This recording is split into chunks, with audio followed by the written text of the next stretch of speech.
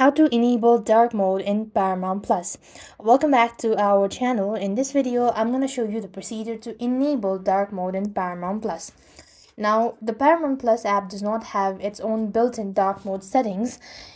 Instead, its appearance is typically controlled by the device system-wide display settings or accessibility feature as well.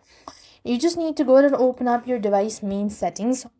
So type in settings on the search bar. Now here you want to navigate to system or display from the list. So go to display section and then you have these theme section over here.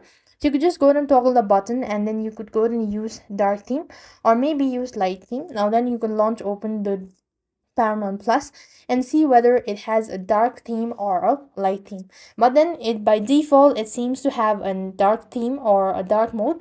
So this is the alternative only. So that's how you will be able to enable dark mode in Paramount Plus. I hope the video was helpful. Make sure to like, share and subscribe. Thank you for watching. See you in the next video.